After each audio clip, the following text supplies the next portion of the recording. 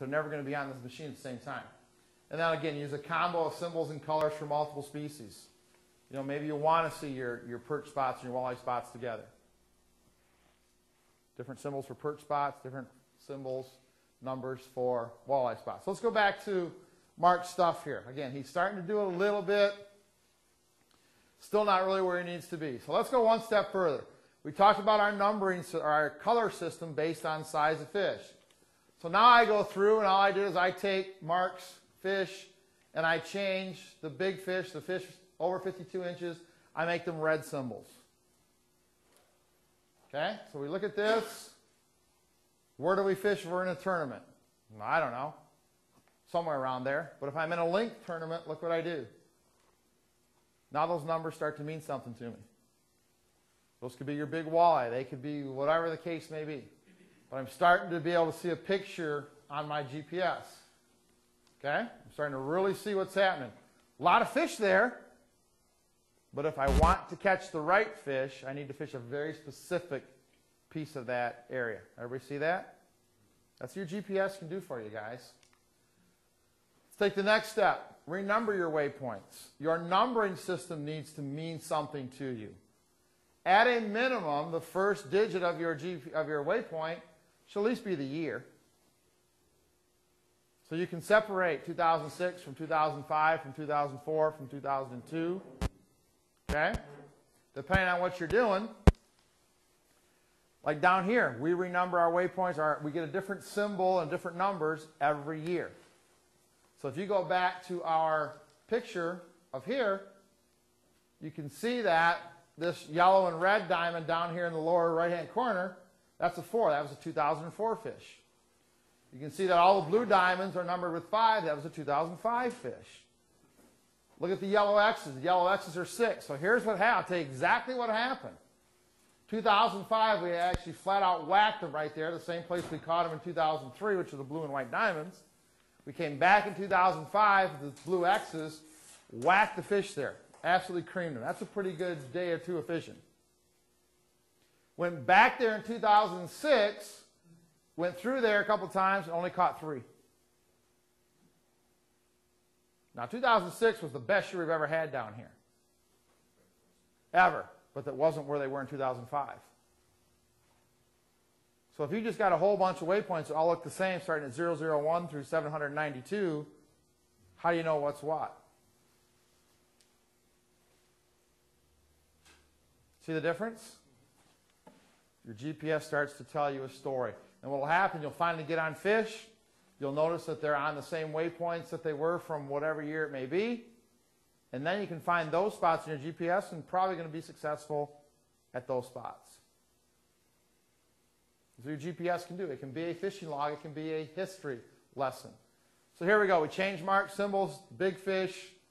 We can start to see that plan start to happen. As we renumber, this is what starts to happen. We're going to go one step further. We're going to renumber by month, and we're going to recolor by size. So the yellow dots are 40 to 45, the blue dots are 45 to 50, 50 plus for the red dots. The first digit is the month, second 2 digits are the year. So that yellow dot there, 510, is May of 2010, 610 is June of 2010, 710 is July of 2010. What does that picture tell you? What is there? 1, 2, 3, 4, 5, 6, 7, 8 waypoints there. What does that picture tell you? Big fish in July. So if you're fishing a link tournament, you don't go here in June. If you're fishing a numbers tournament, might be a good spot in June. 7 waypoints just told you that story. If those are all blue and white diamonds, 001, 023, 611, what does it mean? Doesn't mean anything. You know something happened here, but what happened? Look at the difference just by a little bit of effort, what that GPS tells you. That's huge. How many of you have all the time you want to go fishing? Right? How many of you have to maximize your fishing time and get the most out of it? That should be all of you. Doesn't this help? Now, was all of this under edit waypoints? All this is in your edit waypoint stuff. Yep. Okay? All right, let's go back. So we're going to use the waypoints to tell the real story. But we've got one more step. When you look at your waypoint list, the first number that shows up is 001, right? First waypoint number that shows up in your list is 001.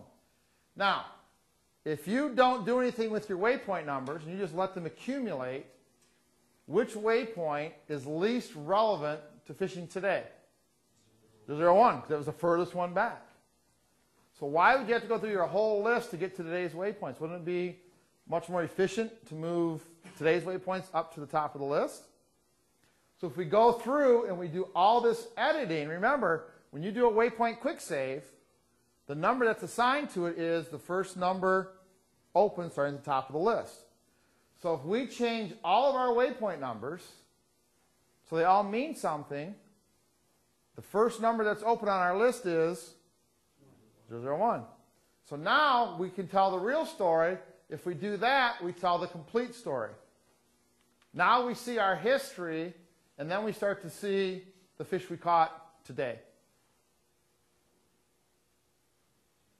So now as we start to see today mixed in with our history, now it really starts to tell us a story. It tells us what happened, tells us what happened today, and where we need to go based on what's happening today to match up and catch more fish. See what we're doing? Maximizing our time. Every fish gets us one step closer to the right place. If these are all blue and white diamonds, okay, now that today would be the highest number in your list, right? That'd be 697. You'd have no way to sort what was what. If you do this and renumber, all your low numbers, 001, 2, 3, 4, those are all fish that were caught today. At the end of the day, you go back and edit those so they run into that system. And tomorrow, the first fish you catch is 001. That makes sense to everybody? How many guys are doing this? Rich. Shame. Shame, shame, shame. Okay? This really helps you sort your stuff and really see what's going on. All right, any questions on that? Okay? So again, here we are with everything that's happening. Same waypoints. Is the story the same? Same information, but is the story the same? A whole lot more information there than there is there. Okay? And then we go back to our stuff from here, just to kind of bring it all back, complete circle. Okay? It is amazing, as you start to save waypoints, how concentrated fish are and how much bad water there is. It's really amazing. I mean, it really, there's a ton of waypoints there. Particularly in the Detroit River. There's a ton of waypoints there, folks. But look how they're concentrated and look at they're on very, very distinct small lines. And I'll tell you what, I'll be totally honest with you, I have fished all that blue water. And I would tell you, make a mental picture, and if you fish the blue water, you're silly. Just take a real quick mental picture and figure out where to fish. Okay? Now, the other thing I do, the thing I do in the Detroit River is I use different colors to designate different water temperatures. So, blue is one temperature range, yellow is another, green is another, red is another. So I know what temperature I'm catching these fish at. A lot of waypoints there. But I would hope that it's very, very easy to see that when it's red time, you fish the spot on the right, not the spot on the left.